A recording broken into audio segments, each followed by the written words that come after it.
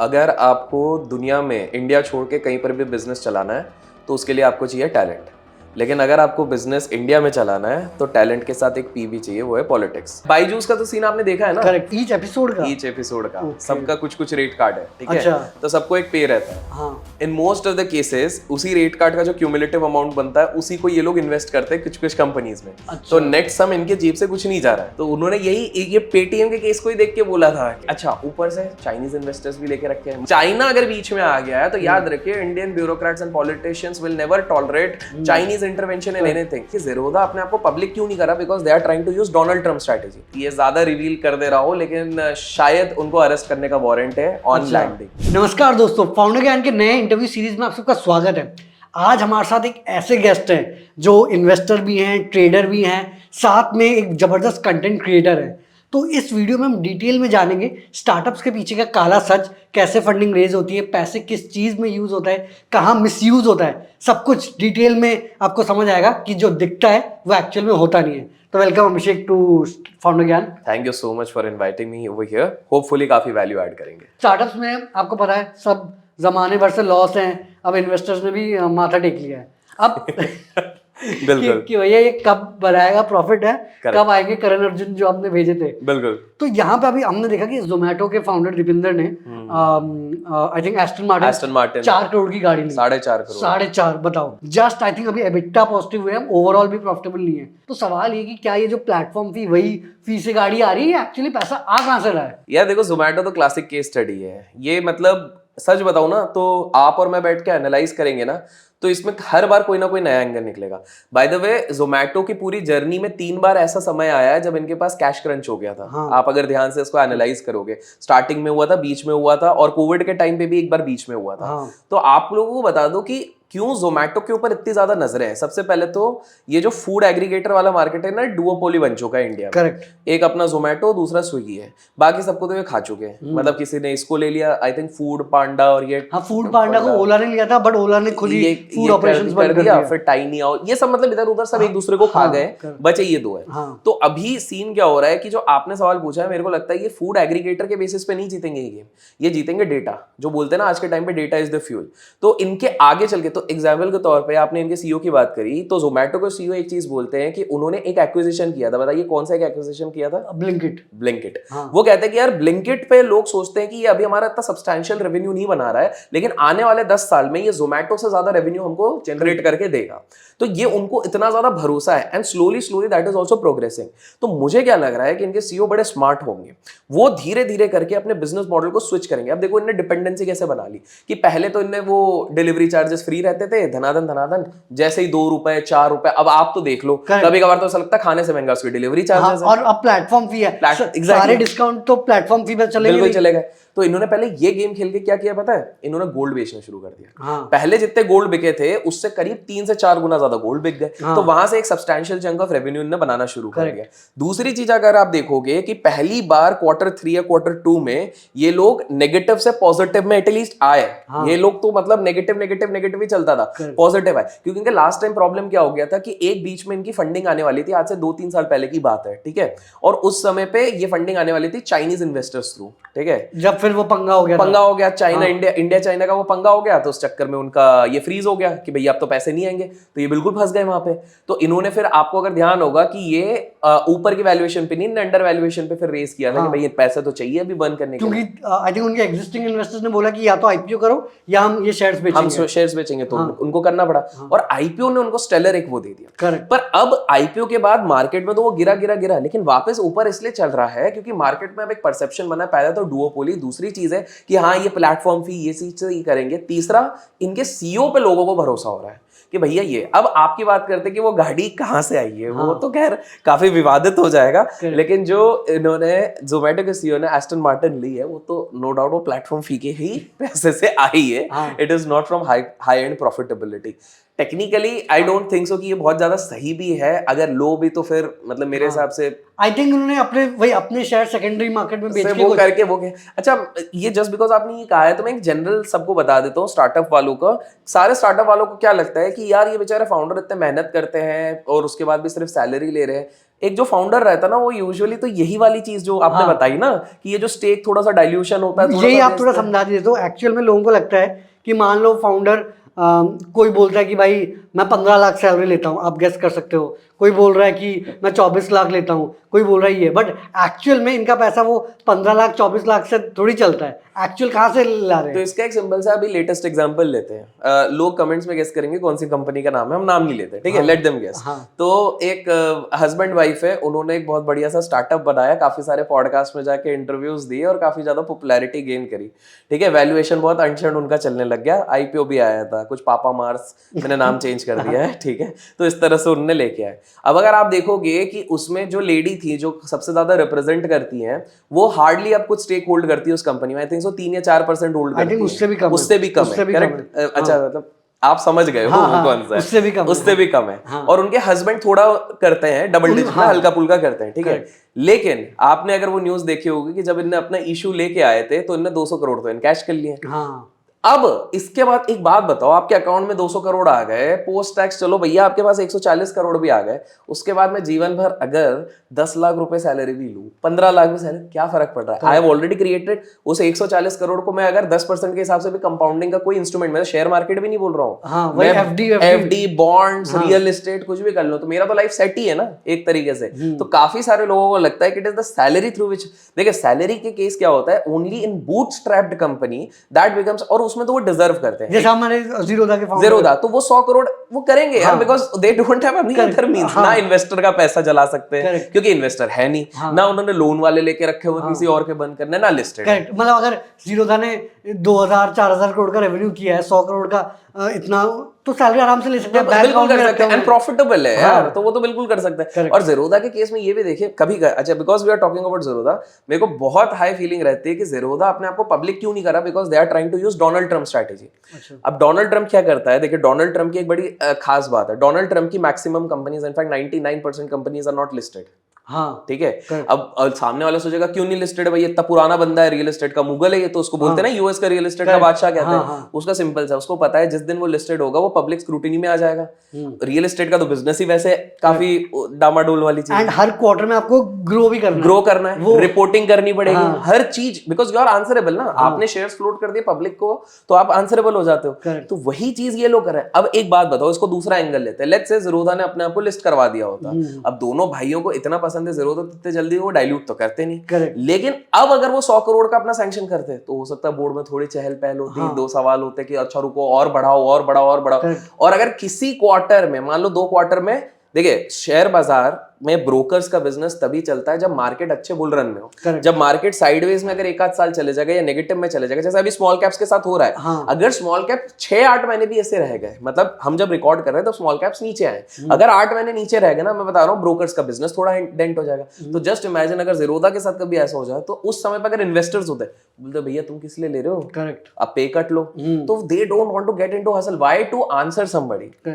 And I think क्योंकि वो one of the top players है ही मार्केट में, तो वो अपने हिसाब से रन कर सकते हैं। क्यों बैठ के हर क्वार्टर में समझाऊं मैंने ये क्यों किया यार, क्यों किया, तो अर्नब मैं तो यही कहूंगा, क्योंकि देखो मैंने भी इन्वेस्ट किया है 11। नहीं, सबसे बड़ी बात, अभी आराम से बैठे हमारे एक उनके को-फाउंडर पॉडकास्ट कर रहे हैं, आप लिस्टेड कंपनी में बैठ के 8-8 घंटे, एकदम बेस्ट चीज बताई है। 8-8 घंटे का कौन पॉडकास्ट करने लगा बोर्ड में, तो वो जो फ्रीडम है कि भैया 8 घंटे का पॉडकास्ट करो, फिल्मी हीरोइंस के साथ घूमो, नाचो गाओ, अपना ये करो, जिसको जो बोलना है करो, चेस खेलो, चेस में जैसा भी जीतो, ये आज कोई बोल नहीं रहा, लिस्टेड हो। अच्छा जस्ट इमेजिन करो, वो चेस वाला आपको याद होगा कुछ कंट्रोवर्सी हुई, एंड देखिए controversies are a part of any famous person, as simple as that. अगर आप पे कंट्रोवर्सी नहीं हो रही मतलब आप फेमस नहीं हो, क्या पता खुद भी कर रहे हो सो दैट वापस लाइमलाइट पे आ पाए। एब्सोल्युटली नहीं, लेकिन अब मैं इस बात को थोड़ा आप पे भी लाऊंगा कि अगर आप पे कंट्रोवर्सी नहीं हो रही मतलब आप फेमस नहीं हो रहे। तो आजकल अर्नब की भी फोटो कहीं मैंने देखी है, तो अर्नब भी वैसे फेमस तो हो ही रहे। मैं अगर इसी चीज पे बताऊं तो ये आपने बहुत बखूबी बताया, दो फ्रीडम जो रहती है। तो मैं ना सबको कहना चाहूंगा कि आजकल सब लोग फंडिंग पे भागे जा रहे हैं। भाई साहब,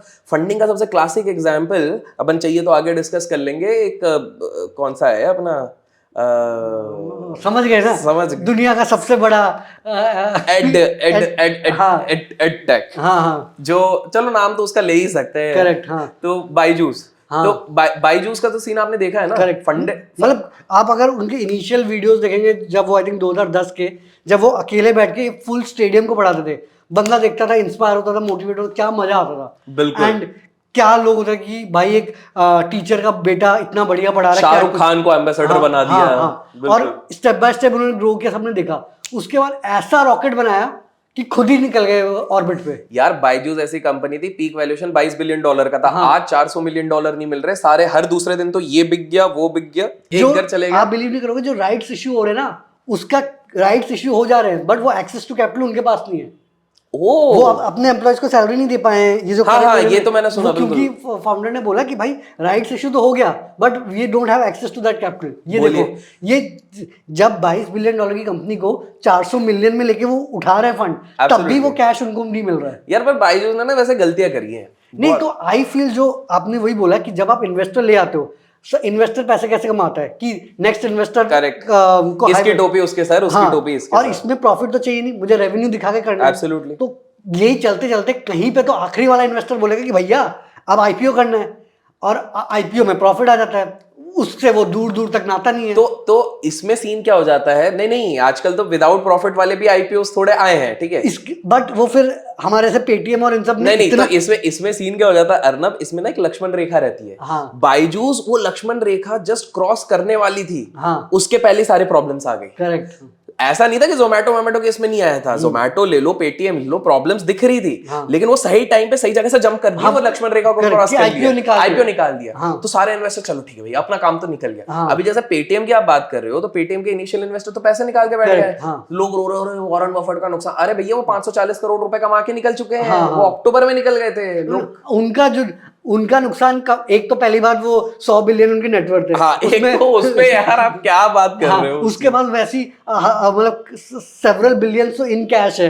यार मैं एक चीज बताता हूँ अर्नब, जितने भी प्री सीड इन्वेस्टर होते हैं ना, आईपीओ अगर आ रहा है ना, they will never be in loss. हाँ, पहली बात ये जो प्री सीड और सीड इन्वेस्टर है, ये आईपीओ तक रुकते ही नहीं है, ये सीरीज ये तो निकल ही जाते हैं, निकल जाते हैं, बिल्कुल निकल जाते हैं। इनफैक्ट जो आपने बोला कि जो हमारे अर्थ है, पापा अर्थ है, इन्होंने तो आईपीओ में निकाला, मतलब एग्जिट लिया।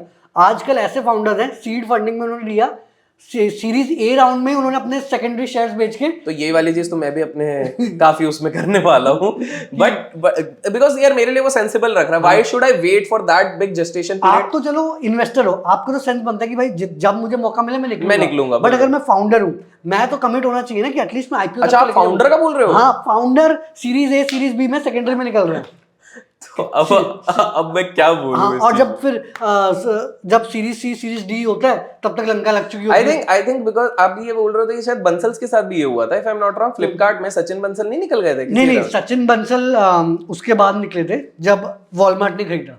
अच्छा, वॉलमार्ट खरीदने के बाद निकले हुए थे। और बट उनके सबसे स्मार्टेस्ट मूव था वो, almost around the peak valuations पे निकले थे। आई थिंक $8 बिलियन कुछ वैल्यूएशन चल रहा था उस टाइम पे। एंड बिली बंसल को जबरदस्ती निकाला गया, जो कि आपको यार देखो सिंपल सा था, सचिन बंसल ने बढ़िया माइंड लगाया। उन्होंने एग्जैक्टली अगले दिन पेपर में छपा दिया, मेरे को बड़ा दुख हो रहा है, $1 बिलियन भले ही आ गया। भैया $1 बिलियन तुम्हारे बैंक अकाउंट में आ जाता है ना, जब लिक्विड दिखता है, तो मेरे को तो कभी दुख नहीं होगा उस हिसाब से। बट मेरा दोस्त है बिनी, वो अच्छे से संभालेगा ये वो करके। By the time Binny came into the helm, फिर तो वही जो आपने बोला। Again coming back to Byju's, तो बायजूस का देखो, बायजूस तो मेरे को एक और चीज लगती है, बहुत सारे लोगों को लगता है कि बायजूस का जो पूरा सीन हुआ है, ठीक है, इसमें किसी ने फायदा नहीं हुआ। एक एंटिटी ने सबसे ज्यादा फायदा उठाया, वो कौन से थे? व्हाइट हैट जूनियर वालों। भाई साहब, आप बिलीव नहीं करोगे, आई थिंक 10 मिलियन उन्होंने टोटल फंडिंग उठाई होगी। उन्होंने 300 करोड़ कैश में, उनके फाउंडर ने बोला भाई तुम स्टॉक ऑप्शन, जैसे ब्लिंकिट का जो एक्विजिशन हुआ है, जोमेटो का शेयर स्वैप हुआ है, ब्लिंकिट के फाउंडर्स को कैश नहीं मिला है कुछ, ठीक है, तो शेयर स्वैप। यहाँ पे व्हाइट हैट ने बोला भाई तुम मुझे कैश दो, तुम फिर अपना बढ़िया चलाना। वो फाउंडर बहुत मस्त है, मतलब उसकी क्लैरिटी बहुत है। तो वो क्या करता है, हर काम सिर्फ 4 साल में करेगा। इससे पहले वो अपना उसका सीईओ था, आपका जो नेटजियो है ना, उसका सीईओ था। हाँ, तो उसका सीईओ था, फिर इसमें है 4 साल ही वो काम करता है, ठीक है। 2 साल में एग्जिट ले लिया, 2 साल बायजूस में रहा, और क्योंकि वो सक्सेशन प्लान के लिए, उसके बाद कैश सारा आ गया, वो कोस्टा रिका चला गया। बोलिए। हाँ, वो तो घूमने निकल लिए बाहर। हाँ, कोस्टा, और अभी आई थिंक गोवा में है, बट उन्होंने इतना बिल्कुल बुल रन में इनको समझ बोला कि भाई ऑफ कोर्स $320 मिलियन की आई थिंक सो ये डील हुई थी टोटल, है ना? 320 मिलियन रुपीस होगा। मिलियन नहीं, रुपीस तो नहीं होगा, ये डॉलर्स थी। मुझे लग रहा है 300 करोड़, नहीं 300 million dollar, I think so. $320 million was the end price. और सबसे मजे की बात है, आप सोचो $320 मिलियन की डील गूगल मीट पे 2 बार मीटिंग करने के बाद हुई है, और $100 मिलियन से तो फाउंडर को मिला। एग्जैक्टली। तो भाई सबसे ज्यादा फायदा में तो ये फाउंडर है, और दूसरा हमारे आकाश इंस्टीट्यूट वाले। आकाश, हाँ, आकाश ने काफी बड़ा बना दिया था। चलिए, आकाश ने तो मेहनत इतने सालों में करी है, वो तो भाई वो लग रहा है कि मैं इनफैक्ट बोलूंगा आकाश की वजह से अभी तक बायजूस सस्टेन कर रहा है। बिल्कुल बिल्कुल, नहीं तो आप सस्टेन करना। बट बायजूस का पता है, मेरे को लगता है तीन प्रमुख मिस्टेक्स थी जो बायजूस की तरफ से हो गई। एक तो ये जो इन्होंने बहुत सारे एक्विजिशंस कर लिए जो अननेसेसरी थे। एक्चुअल में जो फायदा सारे एडटेक फाउंडर्स को इसलिए हुआ पैंडेमिक में, सारे एंड टू एंड सारे एडटेक स्टार्टअप्स को या तो अनअकैडमी या बायजूस ने रेस लगा के कौन और कितने जल्दी खरीद रहा है किसको, और जो वहां पे एक्वायर नहीं हुए वो सारे खुद अब बंद हो गए। सब बंद हो गई, ये या तो एक्वायर हो गए या बंद हो गए। वो वही होता है ना यार, बैटलफील्ड में जब 2 जन बॉम्ब फेंक रहे हैं ना, तो या तो तुम एक साइड ले लो, बीच में रहोगे तो तुमको तो निपटना है। तो वही वाली चीज हो गई यहाँ पे। तो यहाँ पर वही हो गई कि एक तो मैसिव एक्विजिशन, दूसरी चीज है इनके रेवेन्यू कैलकुलेशन में बड़ा मिस्टेक था। अभी कैसा होता था बायजूस में कि लेट्स टेक एन एग्जांपल, एक स्टूडेंट एनरोल करता है, तो ये स्टूडेंट एनरोलमेंट का मान लो टोटल फीस है 2 लाख रुपए, जो कि वो इंस्टॉलमेंट में देने वाला है 4 इंस्टॉलमेंट पे over a period of 2 years पे देगा, ठीक है। मान लो 3 महीने के अंदर वो स्टूडेंट छोड़ जाता है, ठीक है, इंस्टॉलमेंट पे, तो भी इनके बुक्स में रिकॉर्ड हो रहा था वो 2 लाख रुपए के हिसाब से। तो वो 2 लाख रुपए कहाँ आपके पास रियलाइज हो रहे, इस तरह से मल्टीपल हुए। सेल्स प्रेशर इतना पड़ रहा हुआ है, कुछ लोग खुद के ही चेक काटे जा रहे हैं। बट वही तो कितने काटोगे? एग्जैक्टली। तो वो एक बहुत मिसकैलकुलेशन और सेल्स प्रेशर बन गई। और वो तीसरा जो मैंने आपको बताया, एक तो मिसकैलकुलेशन हो गई, एक तो बहुत एक्विजिशन वाली ये चीज हो गई, और तीसरी चीज है यार, फाउंडर को सही समय पे सही स्टेप्स लेने चाहिए थे। मेरे को लगता है कि जब तक एक प्रमोटर या मेन फाउंडर है ना, वो सही समय पे आके एक स्टेप अप नहीं ले, he is a very good educator, मैं इसमें कोई डाउट ही नहीं बोल रहा। मुझे जो लगता है ना, आई थिंक उन्होंने इक्विटी इतनी बेच दी थी एंड इन्वेस्टर प्रेजेंट ना, कि जो आखिरी वाला इन्वेस्टर है वो बोलेगा भाई मैं कहाँ जाऊं। ये इन्वेस्टर्स का गेम ना पूरा म्यूजिकल चेयर, पास करते को, लास्ट में जिसके पास म्यूजिक रुक गया, बॉल फंस गई, वो फंस गई। या तो तुम इन्वेस्टर को एग्जिट दे दो या फिर वो तुम्हें एग्जिट दे देंगे, जैसे कि आपने कुछ शार्क्स को भी देखा ही है। बिल्कुल है ना। बाय द वे, आप देखते हैं शार्क टैंक? हाँ, कभी देख लेते हैं, कुछ एपिसोड में। आपके तो इनमें ही काफी लोग आते रहते हैं शार्क टैंक के, आना जाना। कुछ एपिसोड इंटरेस्टिंग लगते हैं। ओके, बट इंटरेस्टिंगली एक फैक्ट बताता हूँ, आई थिंक सारे जो कंपनीज हैं जो आए हैं उनका आईपीओ होना है, एक्सेप्ट दीपिंदर, उनका आईपीओ हो गया, और सारों का आईपीओ होना है। किसी का भी, आप बोर्ड देख लिया आईपीओ नहीं हुआ, ओयो का आईपीओ नहीं हुआ, अनुपम मित्तल का तो वो रेवेन्यू ही नहीं डिस्क्लोज होता है। तो इंटरेस्टिंग तो ये भी है कि जितने शार्क बैठे उनमें से प्रॉफिटेबल कितने हैं? कोई नहीं है, प्रॉफिटेबल तो नहीं है, बट इन सबको आईपीओ करना है, इसीलिए आप ये मान के चलिए पीआर एक्सरसाइज है। मैंने तो ये भी सुना है कि इन लोग, मतलब दिस इज वेरी इंटरेस्टिंग, तो क्योंकि मैं थोड़ा इन्वेस्टर सर्कल में भी पहचान है, तो they get paid for each show. ये जितने भी शार्क्स बैठे हुए हैं, अच्छा, ईच एपिसोड का सबका कुछ रेट कार्ड है, ठीक है। तो सबको एक पे रहता है। In most of the cases उसी रेट कार्ड का जो क्यूमुलेटिव अमाउंट बनता है, उसी को ये लोग इन्वेस्ट करते हैं कुछ कंपनीज में। तो नेट सम इनके जेब से कुछ नहीं जा रहा है। तो काफी लोगों के दिमाग में सवाल उठता है ना कि ये शार्क्स तो खुद जीरो पे बैठे हुए हैं, इनके पास पैसा कहाँ से आ रहा है? तो वही जो हमने पहले किया, सेकेंडरी सेल्स। ये एक तो पहले अपनी इक्विटी बेच रहे हैं। बिल्कुल। एंड अब तो इनफैक्ट जैसे एक मीम भी था कि यार सीजन 1 में इक्विटी डील होती थी, सीजन 2 में इक्विटी प्लस डेट आया, सीजन 3 में equity plus debt plus royalty आया, करेक्ट। सीजन 4 में equity debt royalty plus kidney आएगा। यार ये ना ये केवल यूएस वालों को कॉपी कर रहे हैं, सच बताओ तो। यूएस का शार्क टैंक मैंने देखा हुआ है। अब देखो, मेरे को क्या एक मेरे को इशू कुछ भी नहीं है, टू बी वेरी ऑनेस्ट। मैंने इंडियन शार्क टैंक के एपिसोड कभी भी कोई भी नहीं देखा है, सारे रील्स पे देखे हुए। ओके, क्योंकि रील्स पे सब पता लग जाता है, दोगलापन है, वो मीम और वो वायरल सब पता लग, सारे मेन एपिसोड तो पता लग जाता है। जैसे आपके इसमें भी काफी गेस्ट आए, उनको I know because of multiple reels या फिर आपके ही वीडियो से मेरे को पता लगता है, अरे हाँ यार ये भी आए, इनका ये प्रोडक्ट है, इनका ये चीज है। तो पर आप ये देखो कि किस प्रकार से यहाँ पर एक डिस्क्रिपेंसी हो जाती है शार्क टैंक की। बाहर वाले शार्क टैंक और इधर के में क्या डिफरेंस है?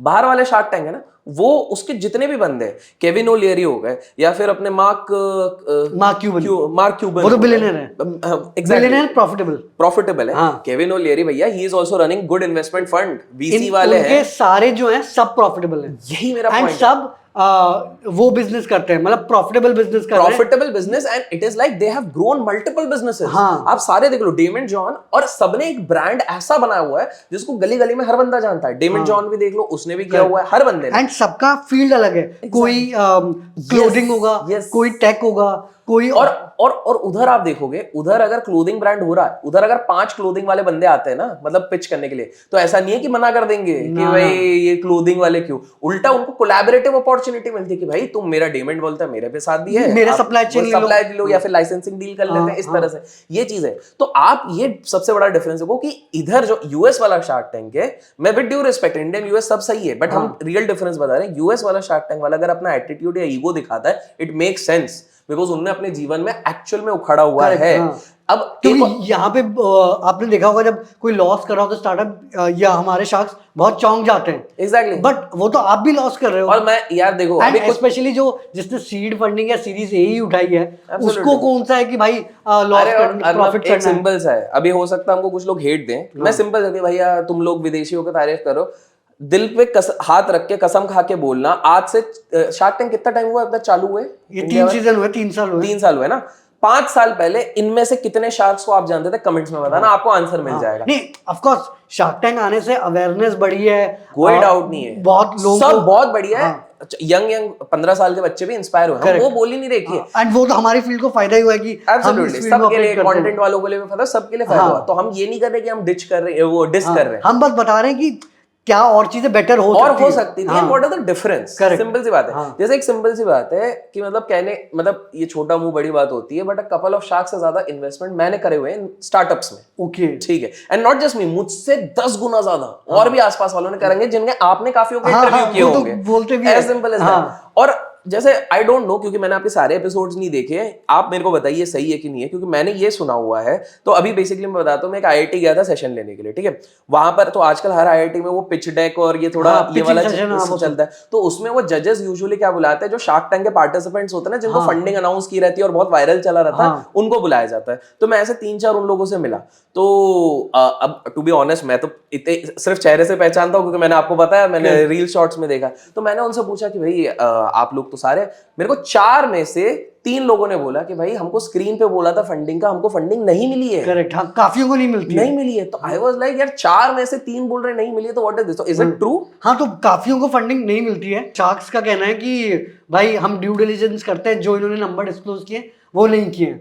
एंड कुछ ये भी होता है कि जो मैंने इनके पार्टिसिपेंट से बात करी, उन्होंने बोला कि भाई अगर हमारा शूट एपिसोड अक्टूबर, नवंबर, दिसंबर में हो रहा है, हमारा जो टेलीकास्ट मार्च में हो रहा है, ये मार्च तक हमें देंगे नहीं। अब मार्च में हमारे ऑर्डर्स इतने ज़्यादा हो जाएंगे, तब तक हमने बड़े वैल्यूएशन में और फंडिंग हमें कमिट हो चुकी है। तो दोनों साइड से समझ रहे हो, अगर मैं शार्क हूँ, सॉरी मैं वो पार्टिसिपेंट हूँ, ठीक है, मुझे कमिट हुआ कि भाई 20 लाख देंगे 5% स्टेक के लिए, ठीक है। मैं जाके उसके बाद मैंने नवंबर में एपिसोड हुआ, ठीक है, और मैंने और इम्प्रूवमेंट्स किया, फीडबैक जो शार्क्स ने दिया वो इम्प्रूव किया, सेल्स मेरी बढ़ने लगी। मैंने दिसंबर जनवरी को बोला कि भाई पैसे दे रहे हो क्या? ठीक है, इन्होंने बोला दे रहे हैं, नहीं दे रहे हैं, ड्यू डिलिजेंस चल रहे हैं, नहीं दे रहे हैं। मैं साइड बाय साइड अपना अलग पिच कर रहा हूँ।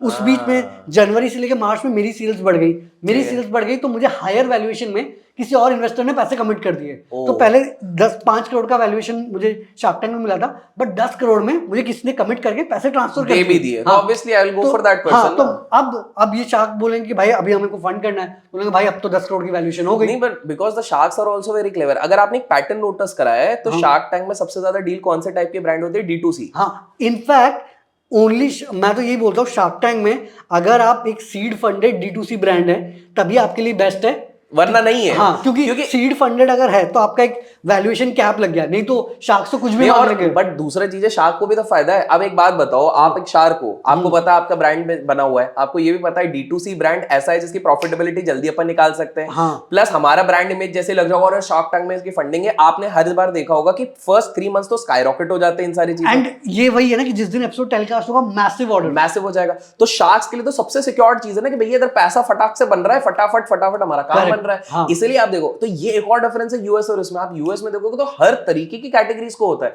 और एक बीच में तो मैंने कंट्रोवर्सी भी सुनी थी कि शार्क टैंक में थोड़ा बायसनेस होता है कि कोई कॉस्मेटिक ब्रांड था, वो शायद आके पिच किया था वो पिछले सीजन में। हाँ, तो वो एग्जैक्टली था तो क्या? उसमें क्या था कि एक हमारे आई थिंक पंजाब या जलंधर कहीं साइड से 2 बंदे आए थे, उन्होंने कॉस्मेटिक ब्रांड बनाया। तो उन्होंने अपना जब पिच किया तो पहले तो विनीता और इन सब ने बोला कि भाई मतलब अमन उन सब ने बोला वो पैकेजिंग सही नहीं है। किसने बोला कि भाई तुम पान वान खा रहे हो क्या? विनीता ने बोला कि यार क्या फॉलोइंग है सोशल मीडिया में। तो इन्होंने बोला कि भाई हमारी सिग्निफिकेंट फॉलोइंग है और शुगर भी हमारा फॉलो करती है। तो यहाँ पे बोलती बंद हो गई। तो यहाँ पे फिर क्या हुआ, जब इन्होंने रेवेन्यू डिस्क्लोज किया, रेवेन्यू इनके बहुत जबरदस्त है एंड एक्चुअल में वो टियर 1 से ज्यादा टियर 2 टियर 3 सिटीज को टारगेट कर रहे थे। वहां वो इवेंट्स के थ्रू काफी सेल्स कर रहे थे। बट ये अमन और इन सब ने इन्वेस्ट इसलिए नहीं किया क्योंकि हमारे दोस्त की कंपनी उस फील्ड में समझ रहे हैं ये डिफरेंस क्या था। बाहर वालों में नहीं है। और दूसरी चीज है, बाहर वालों में ना हर बंदे ने खुद का, नोटिस कीजिए जितने भी बाहर के शार्क्स हैं, केविन ओलेरी हो गए, जितने भी हमने नाम लिए, ये सारों ने खुद का बचपन से बिजनेस खुद से चालू किया है, एग्जिट किया। ऐसा नहीं है। तो how come another person who has not even started their own business, father का अगर बिजनेस आपको मिला हुआ है, आप कौन होते वो जज करने के लिए? वो बेचारा बंदा अगर उसने जमीन से कि नहीं भाई आपका ये गलत है वो गलत है, at least you can motivate that person यार, दैट इज अनदर थिंग। और एक चीज है, हम अगर आई थिंक फर्स्ट सीजन की मैंने कुछ क्लिप्स देखे थे, क्योंकि अश्नीर जी शायद उसी एपिसोड में थे। अश्नीर जी हमेशा बोलते थे कि भाई क्या है तुम्हारी प्रॉफिटेबिलिटी, अरे तुम ऐसे करोगे वैसे करोगे। मुझे ये चीज समझ में नहीं आती कि हमारे शार्क, आप बिल्कुल यार जज करो, बट आप प्रॉफिटेबिलिटी पे सामने वाले आपके शार्क्स को, मतलब जो आपके कंटेस्टेंट आते हैं उनको क्यों जज कर रहे हो? फिर वो तो जस्ट मतलब new startup, seed funded, exactly. आप जब इतने बड़े होने के बाद प्रॉफिटेबिलिटी नहीं बोल पा रहे, तो what gives you the right to ask the same question? But obviously सामने वाला कंटेस्टेंट के मन में आता होगा मैं काउंटर क्वेश्चन करूं, बट वो करेंगे नहीं, क्योंकि उनको पता है कि फालतू में हमारा ना एपिसोड एयर होगा ना हमको वो मिलना है। तो यार घूम फिर के पॉजिटिव शार्क टैंक का ये है कि भैया उन्होंने कल्चर एक अच्छा लेके आए हैं, काफी लोगों को इंस्पायर किया है, अवेयरनेस ले आए, ये बहुत सारी अच्छी चीज करी है। और हो सकता है कुछ बिजनेसेस के लिए काफी आसानी से फंडिंग पाने का एक जरिया बना दिया। उन स्टार्टअप का स्पेशली D2C का मार्केटिंग भी काफी बढ़िया से हो जाता है। एक कल्चर बना दिया, बट ऐसा नहीं कि सब बेस्ट है, होपफुली इंप्रूव होते रहेंगे, इंप्रूव होगा। और प्लस माइनस हर जगह होता है। देखो इंडिया में अगर कोई भी एपिसोड होगा तो ड्रामा तो जरूरी है, तो that would be a big difference. ये एक पॉजिटिव साइड है कि उन्होंने ड्रामा बहुत बढ़िया से क्रैक किया है, क्योंकि इंडिया में बिना ड्रामा के चलेगा ही नहीं। इनफैक्ट ये शार्क टैंक जैसे एक वॉल्ट करके शो था, एग्जैक्टली और कौन सा और भी थे, दो तीन ऐसे आए थे जो नहीं चले। और जबकि उनमें जजेस अच्छे थे, किरण मजूमदार मैम थी एक में, तो ये नहीं चले बिकॉज ये काफी सीरियस चल रहे थे एंड काफी क्रेजी वाले थे। वो जो एक रघु राजीव का भी एक था, मुझे याद नहीं आ रहा नाम। जी समझ गया। तो काफी क्रेजी वाले भी थे, काफी बैलेंस नहीं था उनमें। तो इन्होंने ये बहुत बढ़िया क्रैक किया, सही किया।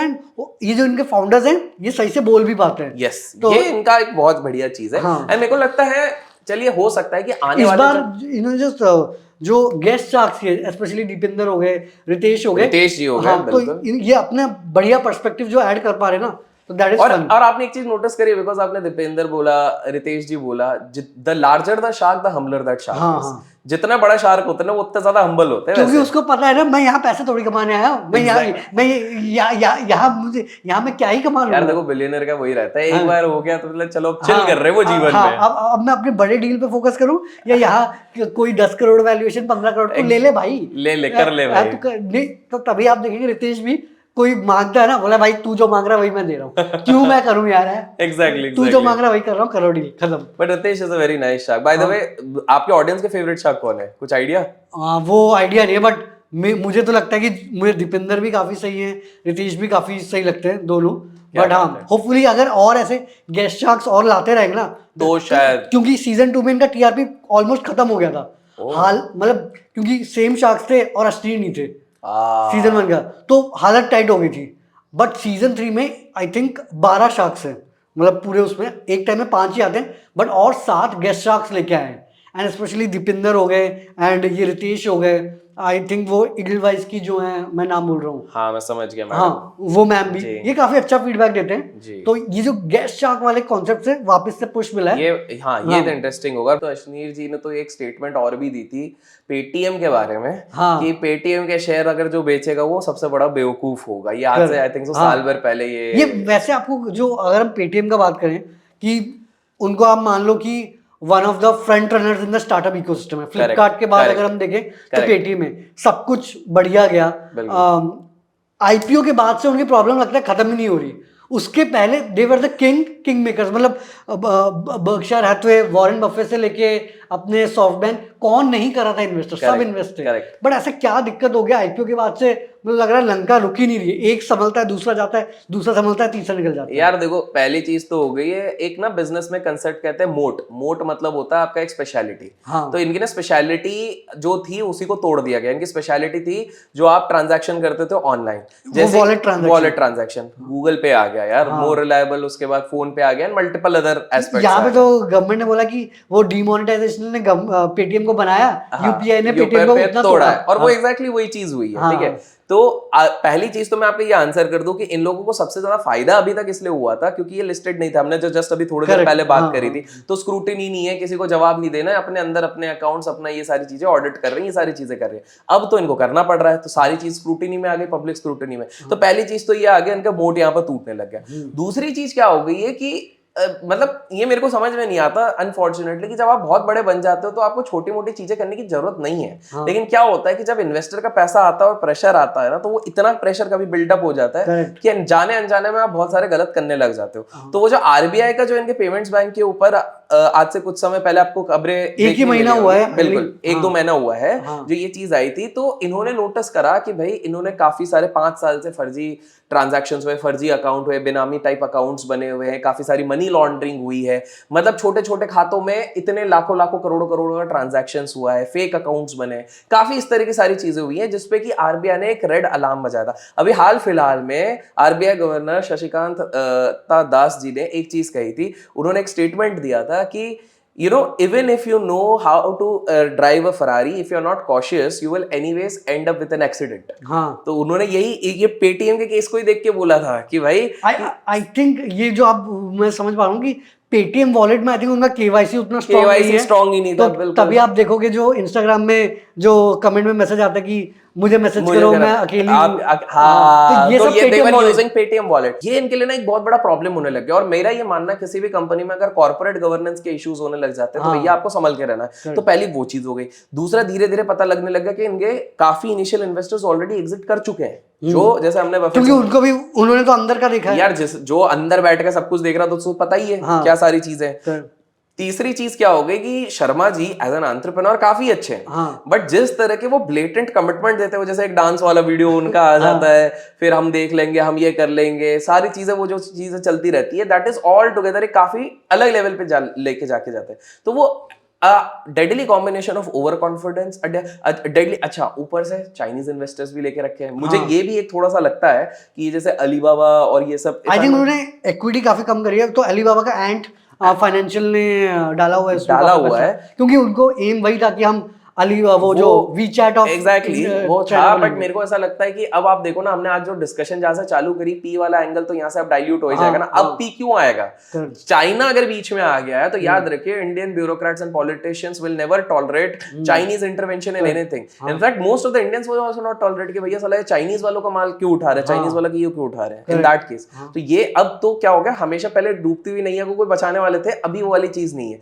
प्लस ईडी का भी अभी वो आया कि ED is also trying to investigate a couple of things out there, इस तरह से भी कुछ आई गेस न्यूज चल रही थी। तो ये जो ओवरऑल ये सारी चीजें हुई हैं, तो उस चक्कर में प्लस ना वैल्यूएशन इन्होंने बहुत ज्यादा रखा था आईपीओ के टाइम पे। आई थिंक एशिया का सबसे बड़ा टेक्नोलॉजी का इनका आईपीओ आया हुआ था इन टर्म्स ऑफ वैल्यूएशंस। तो क्या होता है कभी कभार ग्रीड में कि हम अपना गुडविल के हिसाब से, बुल मार्केट चल रहा है तो बहुत तगड़ा वाला वैल्यूएशन करके ये कर दें, 24% गिरा, 40,000 करोड़ रुपए रातों रात लोगों के इन्वेस्टर्स के उड़ गए थे। वो मीम आया था ना कि पेटीएम का पेरेंट कंपनी का नाम है 197 कम्युनिकेशन, करेक्ट, तो वहां तक पहुंचना है अभी। एब्सोल्युटली। तो यार शुरुआत बहुत सही करी थी इनने, ये जो 197 का डायलॉग आपने अच्छा मारा है मीम वाला, बट 197 कम्युनिकेशन वाली बिल्कुल बात सही थी कि वहां से शुरुआत उन्होंने सही करी थी, धीरे धीरे करके उन्होंने मॉडल करने की कोशिश करी। बट वही है कि एक तो वैल्यूएशन इतनी ऊपर रख ली, पाथ टू प्रॉफिटेबिलिटी था नहीं, वो वैल्यूएशन संभालते उस पे लंका लगी। एब्सोल्युटली। बट हाँ, ऑफ कोर्स विजय शेखर शर्मा को इतने साल का एक्सपीरियंस है, तो कहीं ना कहीं यू नेवर नो, करेंगे वो।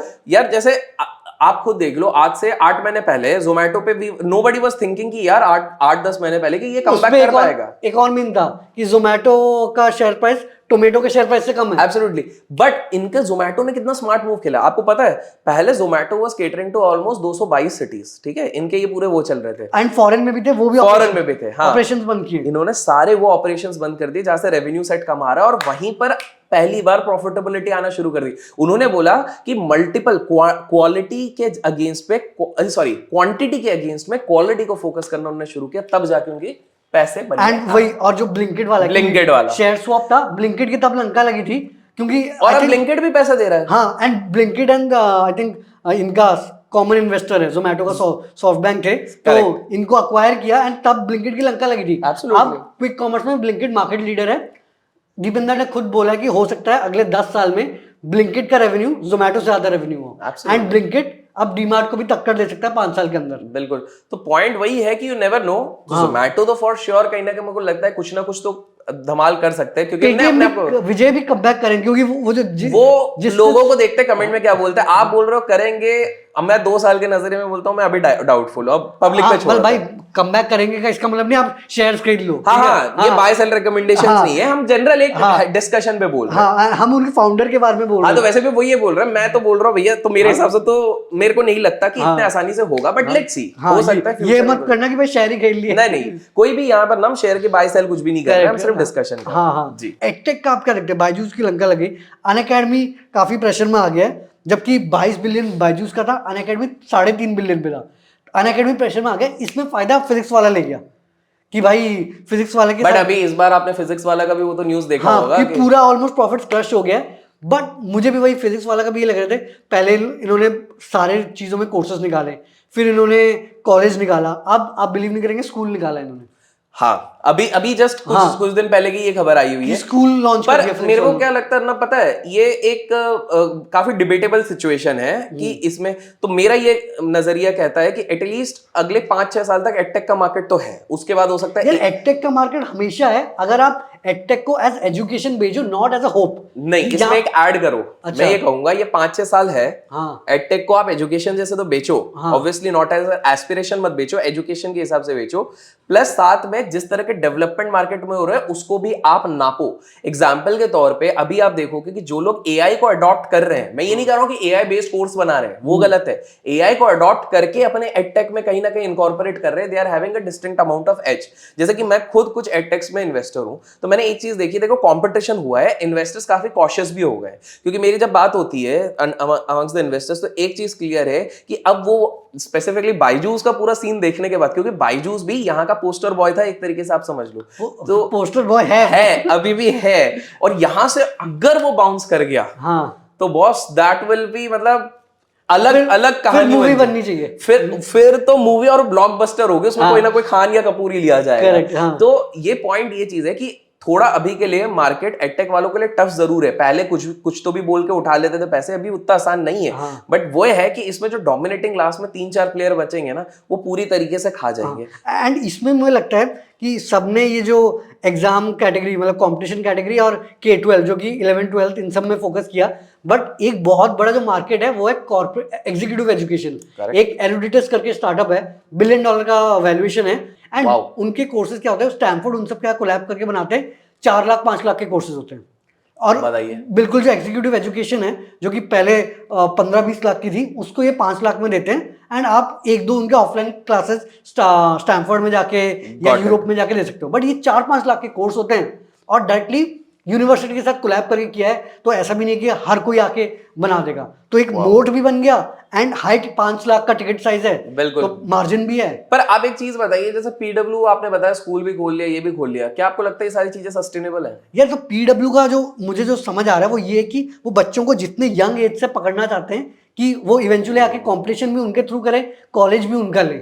तो ये बेसिकली पीडब्ल्यू क्या कर रहा है, मैं इसको दूसरे अपने तरीके से बताता हूँ, ये ना इकोसिस्टम बना दे रहा है। हाँ, बट दिक्कत ये है कि अभी तक एडटेक ना ऑनलाइन बेच रहे थे, तो आपका इन्वेस्टमेंट बहुत कम था। अब आप स्कूल, कॉलेज और ऑफलाइन सेंटर खोलोगे, नेट प्रॉफिट बहुत ज्यादा होता था, कैपेक्स बहुत है, ऑपरेशंस मैनेजमेंट। और दूसरा एक और चैलेंज है ना, लेट्स टेक एन एग्जांपल, आज अगर आप पीडब्ल्यू जा रहे थे, तो अभी तक आपका रीजन पीडब्ल्यू जाने के थे अलग सर, ठीक है, धीरे धीरे करके और भी प्रोफेसर आए, हाइपोथेटिकली इमेजिन कीजिए अगर कल को अलग सर नहीं रहे, कहीं छोड़ के चले गए। अलग सर एनीवे का पढ़ाते तो है नहीं, but don't you think at some point of time अगर कहीं एक आध टीचर भी थोड़ा ऊपर नीचे हो गए और एक सैचुरेशन पॉइंट, बिकॉज देखो ये पूरा गेम पीआर से बिगड़ जाता है। एक आध टीचर तो मुझे लगता है बहुत जल्द हो ही जाएंगे, क्योंकि तुमने इतनी जब टीचर्स की हायरिंग कर ली है तुम वो क्वालिटी थोड़ी मेंटेन नहीं कर पाओगे। तो मुझे ये एक लगता है कि समटाइम्स अगर if a startup is running by one name, मतलब अगर 70% क्रेडिबिलिटी एक ही नाम से आती है ना, तो वो नाम जब तक है, सब कुछ है, तब तक ही ठीक है। द मोमेंट वो नाम थोड़ा करके ड्रिफ्ट करेगा ना, आपके रेवेन्यूज में ड्रिफ्ट करेंगे। एंड दूसरा चीज, आपने ट्यूशन कहाँ से लिया, आपने कोचिंग कहाँ से ली, उसका नाम इंपॉर्टेंट नहीं है, बट आपने स्कूल कहाँ से किया, कॉलेज कहाँ से किया, वो नाम बहुत इंपॉर्टेंट है। yes. अगर आपने इनसे कर लिया, कल को ये स्टार्टअप डूब गए, कॉलेज ही बंद हो गया, फिर आप क्या बोलो, कौन से कॉलेज से आप अगले 20 साल बाद भी तो आपसे पूछे ना कौन से कॉलेज से पढ़े। तो लोग क्रेडिबिलिटी के नाम पे स्कूल्स एंड कॉलेजेस पे रिस्क नहीं लेते हैं। They will go for the older ones जिनका काफी ज्यादा रेपुटेशन, चाहे वो पैसे भी ले ले, क्योंकि ये हो चुका है। जैसे आप वो देखो ना, कुछ कॉलेजेस के हुए थे, स्कैम्स हुए थे। IIPM ले लो, IIPM ही बोल रहा था। तो जिसने IIPM से पढ़ाई करी होगी क्या जवाब देगा अगर कल को कोई पूछता है कि आपने कहाँ से ग्रेजुएशन किया? Bye the way, because IIPM की बात करी, मेरे को कल ही एक नई चीज पता लगी है कि IIPM जो बंद हुआ ना, IIPM के लिए जिनने फाइट किया था, ये आउट ऑफ कंटेक्स्ट है, ठीक है। IIPM के लिए केस जिन्होंने फाइट करा था, जिन्होंने पूरा बंद करवाया था ना, करियर्स 360 के फाउंडर महेश्वर पेरी जी, वही और उनकी टीमें अभी एक और किसी के पीछे पड़े हैं, वो बड़े इन्फ्लुएंसर है। मेरे को नाम नहीं पता, आप देख लो कमेंट में। तो अभी जो आजकल काफी न्यूज चल रहा है कि अगर आपको कॉन्ट्रैक्ट चाहिए गवर्नमेंट से तो आप खुद से इलेक्टोरल बॉन्ड्स खरीद लो। बट अगर हम वैसे देखें कि ओवरऑल बिजनेस का तो पर्पस ये है कि यार जो काम है मैं उसको सही से करूं और प्रॉफिट कमाऊं, तो यहाँ पे ये इलेक्टोरल बॉन्ड्स, गवर्नमेंट, इन सबको पैसे देने की जरूरत क्या पड़ जाती है? यार अर्नब, एक सिंपल सी बात है, अगर आपको दुनिया में इंडिया छोड़ के कहीं पर भी बिजनेस चलाना है तो उसके लिए आपको चाहिए टैलेंट। लेकिन अगर आपको बिजनेस इंडिया में चलाना है तो टैलेंट के साथ एक पी भी चाहिए, वो है पॉलिटिक्स। विदाउट पॉलिटिक्स हम मिलियनर यहाँ पर जरूर बन सकते हैं, लेकिन बिलियनर कतई नहीं बन सकते। एंड एट द एंड आप अगर देखोगे, जो आपने इलेक्ट्रॉल बॉन्ड्स की बात भी छेड़ी है, तो वहां पर आप देखोगे कि ज्यादातर नाम जो, बाय द वे जिन लोगों को नहीं पता, तो सुप्रीम कोर्ट ने SBI को कहा था कि भाई आपको नाम रिवील करने पड़ेंगे। ये हमने या आपने नहीं कहा था, ये सुप्रीम कोर्ट ने कहा था, because of which they had to reveal the names. And अगर आप कहीं ना कहीं देखो, those are $1 billion worth companies, corporates और the names which have actually come.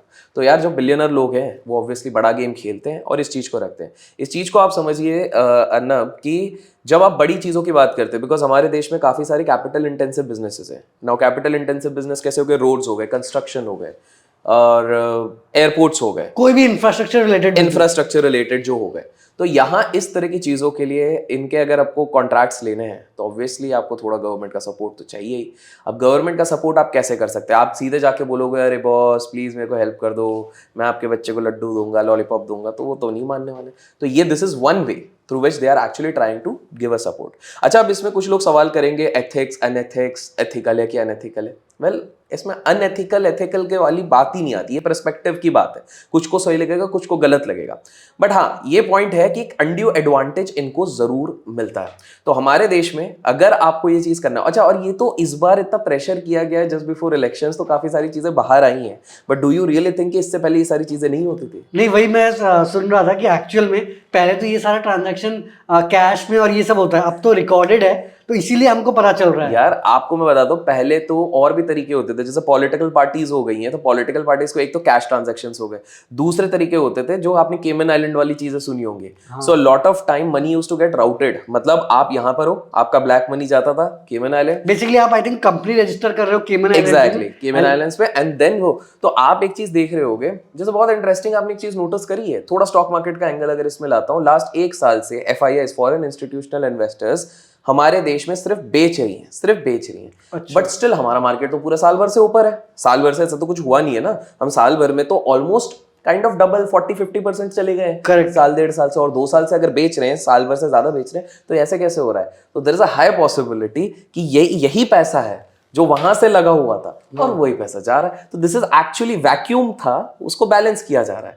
तो आप यही चीज समझिए कि घूम फिर के बात यहीं पर अट जाती है कि ये वाली चीजें आज पता चल गई है, बट होती हमेशा से थी। तो एक्चुअल में जो मैं वो पढ़ रहा था कि ये उन्होंने इलेक्टोरल बॉन्ड इसलिए आता है सो दैट एक सीक्रेसी मेंटेन होगी कौन डोनेट कर रहा है। Yes. बट इंटरेस्टिंगली यहाँ पे सुप्रीम कोर्ट ने बोला कि नाम के साथ आपको देना पड़ेगा।